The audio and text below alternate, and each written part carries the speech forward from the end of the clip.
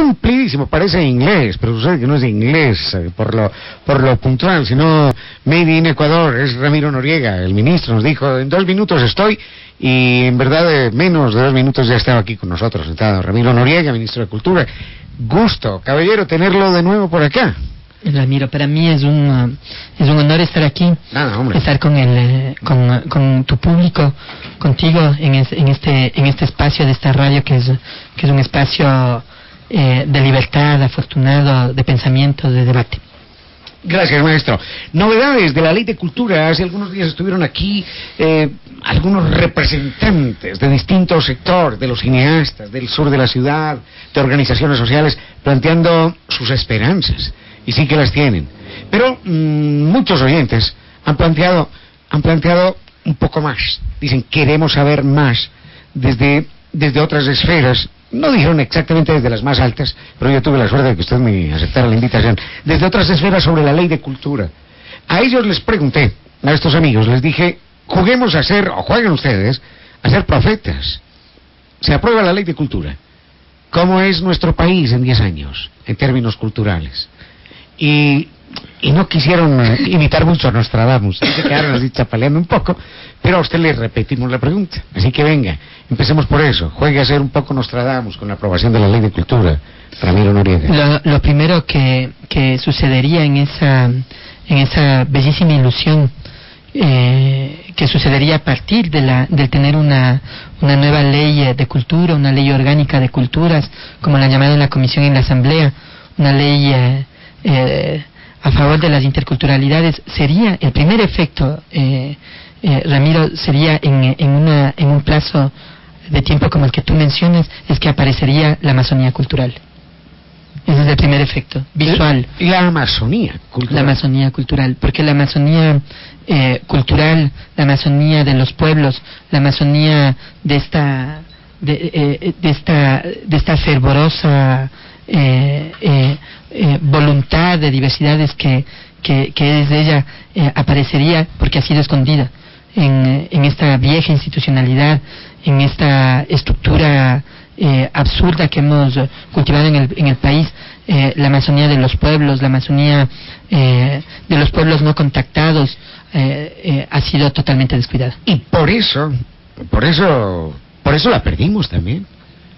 Por eso la perdimos. Y porque la culpa no solamente hay que echársela a los espíritus expansionistas de otros pueblos, no. Fue porque nos habíamos olvidado nosotros de aquello. Completamente, y nos olvidamos de ella, no solo en términos espaciales, nos olvidamos de su sentido, de los significados que entraña. Y esos significados son esencialmente alusivos a las personas, a lo que hacemos los seres humanos.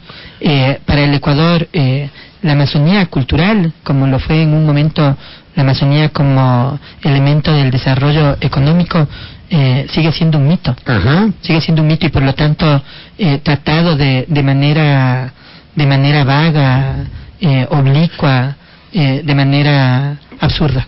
Ninguna, para utilizar una expresión absolutamente clara. Producto del desconocimiento, ya. ¿no? ¿De qué nos vamos a enterar los ecuatorianos de nuestra Amazonía? ¿De qué elementos que han sido hasta hoy invisibles? El visibilizar la Amazonía. En música, ¿qué vamos a saber? En arte, ¿qué vamos a saber? En literatura, ¿qué vamos a saber?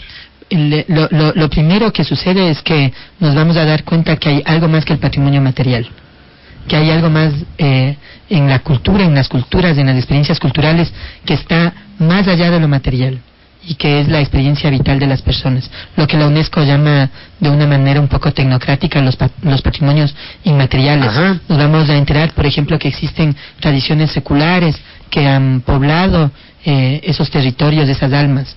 Nos vamos a enterar que hay otras maneras de entender la visualidad, que no hay una manera preponderante, sino que hay montones de maneras diversas. Nos vamos a dar cuenta que en otras comunidades lo estético está directamente vinculado con las prácticas cotidianas y no es resultado de una definición estereotipada, ni mucho menos. Por supuesto que sí. Solamente 2 detalles para ilustrar lo suyo. Hace poco estuve en la Amazonía y entonces íbamos en una lancha. Y uno de los hombres, uno de los nativos, le dijo al otro, allá, allá, y señaló a lo profundo, a los 150 metros, y dijo, allá, junto al árbol del conchil. Y bueno, Qué lindo. y él dice, junto al árbol del conchil, pero si yo no veo sino un mar verde, pero si todo es igual para mí. Uno no ve nada en la Amazonía, uno no sabe ver. En cambio ellos a la distancia saben que esa hoja es del árbol que está detrás, que ni siquiera se puede ver, pero distinguen la hoja extraña en medio del follaje de otro árbol, por Absolutamente. ejemplo. Entonces, aprender a ver con esos ojos amazónicos será una tarea y una alegría que tengamos los ecuatorianos en los próximos Claro, años. porque no me gusta la expresión de capital cultural, pero ese capital cultural se va a agrandar potencialmente, exponencialmente. Digamos el acervo cultural. El acervo, la riqueza cultural de este país se va a hinchar de gloria. ¿De parte de cuántos pueblos vamos a recibir lecciones? Hagamos cuentas. Estamos rápidamente. hablando de que en la Amazonía vive el 80% de los pueblos indígenas. Hablamos, ese es un tema de El definiciones. 80% de los pueblos, pero no el 80% de pobladores, o sea. No, el 80% de los pueblos, sí. O sea, de las expresiones diversas en términos etnológicos. Claro, porque hay etnias que tienen 200, por ejemplo. Son poquísimos. Por ejemplo, vemos con angustia cómo el pueblo zápara se va deshaciendo, se nos va entre los dedos de las manos como agua. ¿Hay algún plan del Ministerio de Cultura para mantener, recuperar, revivir ese lenguaje, por ejemplo? Ya no solo al pueblo, sino también el lenguaje. Bueno, las lenguas son fundamentalmente orgánicas. Eso significa que son cíclicas, que viven lo que viven las sociedades, viven lo que viven los deseos y las angustias de esas sociedades. De manera que hay lenguas imperiales que desaparecen. No basta con que hayan sido un vehículo de comunicación para amplios grupos sociales para que tengan asegurada su supervivencia.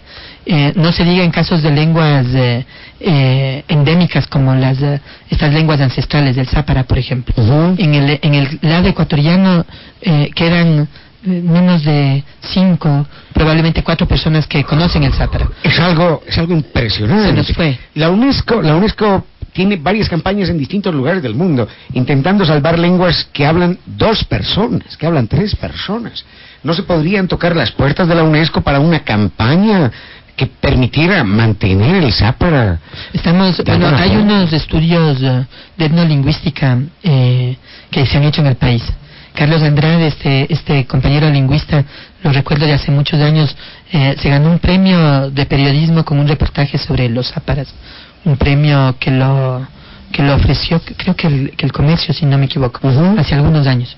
Pero las lenguas son, digo, orgánicas en el sentido en que se deben hacer cosas desde la política pública, pero no se puede forzar su existencia. No, por supuesto. Lo que nos queda es lo que estamos haciendo. Ahora estamos trabajando adentro en Pastaza en una comunidad que se llama Conambo, uh-huh, que es un vector donde se reúnen varias comunidades indígenas diferentes, ¿no?